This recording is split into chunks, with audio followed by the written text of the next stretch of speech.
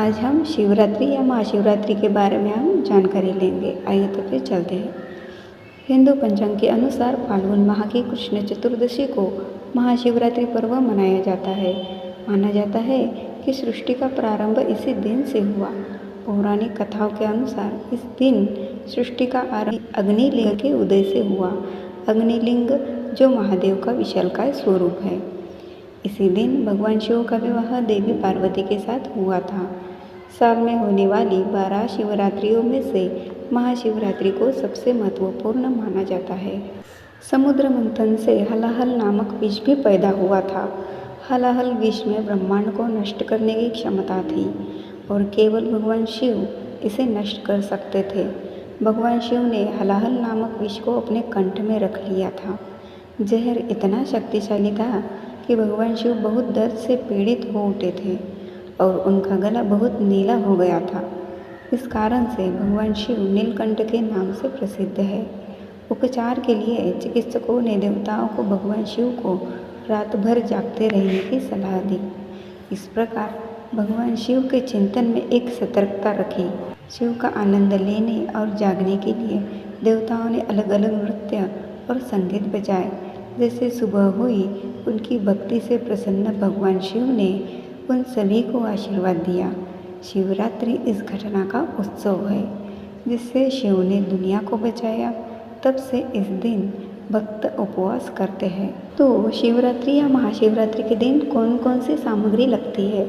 इसमें आता है बेलपत्र, भांग, धतूरा, गाय का शुद्ध कच्चा दूध, चंदन, रोली, केसर, भस्म, कपूर, दही, मोली यानी कलवा, अक्षत यानी साबुत चावल, शहद, मिश्री, धूप, दीप, साबुत हल्दी, नागकेसर, 5 प्रकार के फल, गंगाजल, वस्त्र, जनेऊ, इत्र, कुमकुम, पुष्पमाला, शमी का पत्र, खस, लौंग, सुपारी, पान, रत्न आभूषण, इलायची, फूल, आसन, पार्वती जी के श्रृंगार की सामग्री, पूजा के बर्तन और दक्षिणा, इन सब चीज़ों का प्रबंध एक दिन पहले ही कर ले। तो शिवरात्रि या महाशिवरात्रि की पूजन विधि कैसे होती है?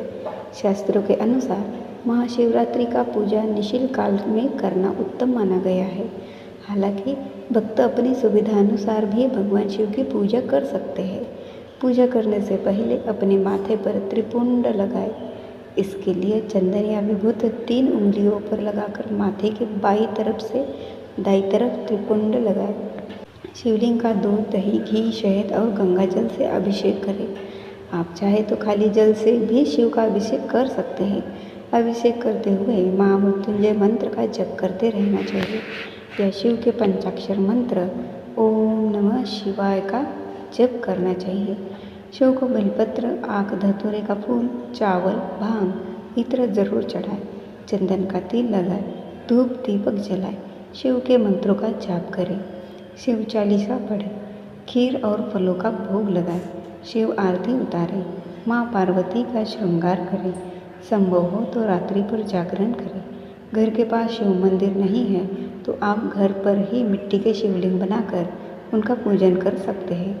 महाशिवरात्रि के दिन शिव पुराण का पाठ और महामृत्युंजय, साथ ही महाशिवरात्रि के दिन रात्रि जागरण का भी विधान है। कैसे होती है शिव स्तुति? देखिए, कर्पूर गौरम करुणावतारम संसारसारम भुजगेंद्रहारम सदा बसंतम हृदयाभिरिंदे भवम भवामी सहितम नमामि। अर्थात कर्पूर गौर, कर्पूर के समान गौर वर्ण वाले करुणावतार, करुणा के जो साक्षात अवतार है, संसार सारम, समस्त सृष्टि के जो सार है, भुजगेंद्रहारम, इस शब्द का अर्थ है जो सांप को हार के रूप में धारण करते हैं। सदा वसंतम हृदयाभिंदे भवम भवामी सहितम नमामि, इसका अर्थ है जो शिव पार्वती के साथ सदैव मेरे हृदय में निवास करते हैं, उनको मेरा नमन है। महामृत्युंजय मंत्र ओम हूं जूं सः ओम भूर्भुवः स्वः ओम त्र्यंबकं यजामहे सुगंधिं पुष्टिवर्धनम् उर्वारुकमिव बन्धनान् मामृताम्। ओम स्वः भुवः भूः सह जुहो ओम। अर्थात इस पूरे संसार के पालनहार 3 नेत्र वाले भगवान शिव की हम पूजा करते हैं। इस पूरे विश्व में सुरभि फैलाने वाले भगवान शंकर हमें मृत्यु के बंधनों से मुक्ति प्रदान करें, जिससे कि मोक्ष की प्राप्ति हो जाए। आज शिवरात्रि है तो शिवरात्रि की कथा हम सुनेंगे। किसी समय वाराणसी के वन में एक भील रहता था। उसका नाम गुरुद्रुह था। वह वन्य प्राणियों का शिकार कर अपने परिवार का भरण पोषण करता था। एक बार शिवरात्रि के दिन वह शिकार करने वन में गया। उस दिन उसे दिन भर कोई शिकार नहीं मिला और रात भी हो गई। तभी उसे वन में एक झील दिखाई दी। उसने सोचा, मैं यही पेड़ पर चढ़कर शिकार की राह देखता हूँ, कोई न कोई प्राणी यहाँ पानी पीने आए। यह सोचकर वह पानी का पात्र भरकर बिल्व पत्र पर चढ़ गया। उस वृक्ष के नीचे शिवलिंग स्थापित था। थोड़ी देर बाद वहाँ एक हिरणी आई। गुरुद्रुह ने जैसे ही हिरणी को मारने के लिए धनुष पर तीर चढ़ाया तो बिल्व पत्र के पत्ते और जल शिवलिंग पर गिरे। इस प्रकार रात के प्रथम प्रहर में अनजाने में ही उसके द्वारा शिवलिंग की पूजा हो गई। तभी हिरणी ने उसे देख लिया और उससे पूछा कि तुम क्या चाहते हो। वह बोला कि तुम्हें मारकर मैं अपने परिवार का पालन करूँगा। यह सुनकर हिरणी बोली कि मेरे बच्चे मेरी राह देख रहे होंगे, मैं उन्हें अपनी बहन को सौंप कर लौट आऊँगी। हिरणी के ऐसा कहने पर शिकारी ने उसे छोड़ दिया।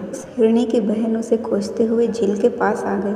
शिकारी ने उसे देखकर पुनः अपने धनुष पर तीर चढ़ाया। इस बार भी रात के दूसरे प्रहर में बिल्वपत्र के पत्ते व जल शिवलिंग पर गिरे और शिव की पूजा हो गई। उस हिरणी ने भी अपने बच्चों को सुरक्षित स्थान पर रखकर आने को कहा। शिकारी ने उसे भी जाने दिया। थोड़ी देर बाद वहाँ एक हिरणी को खोजने आया। इस बार भी वही सब हुआ और तीसरे प्रहर में भी शिवलिंग की पूजा हो गई। वह हिरण भी अपने बच्चों को सुरक्षित स्थान पर छोड़कर आने की बात कहकर चला गया। जब वह तीनों हिरणी व हिरण मिले तो प्रतिज्ञाबद्ध होने के कारण तीनों शिकारी के पास आ गए। सबको एक साथ देखकर शिकारी बड़ा खुश हुआ और उसने फिर से अपने धनुष पर बाण चढ़ाया, जिससे चौथे प्रहर में पुनः शिवलिंग की पूजा हो गई। इस प्रकार गुरुद्रुह दिन भर भूखा प्यासा रहकर वह रात भर जागता रहा और चारों प्रहर अनजाने में ही उससे शिव की पूजा हो गई और शिवरात्रि का व्रत संपन्न हो गया, जिसके प्रभाव से उसके पाप तत्काल ही भस्म हो गए। पुण्य उदय होते ही उसने सभी हिरणों को मारने का विचार त्याग दिया। तभी शिवलिंग से भगवान शंकर प्रकट हुए और उन्होंने गुरुद्रोह को वरदान दिया कि त्रेता युग में भगवान राम तुम्हारे घर आएंगे और तुम्हारे साथ मित्रता करेंगे, तुम्हें मोक्ष भी प्राप्त होगा। इस प्रकार अनजाने में किए गए शिवरात्रि व्रत से भगवान शंकर ने शिकारी को मोक्ष प्रदान कर दिया। भगवान शंकर के 108 मंत्रों का स्मरण करने से भी सभी प्रकार के ऐश्वर्य की प्राप्ति होती है और दुख का विनाश होता है। साप्ताहिक सोमवार व्रत, त्रयोदशी व्रत और सावन व्रत या 16 सोमवार व्रत, इन मंत्रों की माला का जाप करना बहुत फलदायी होता है।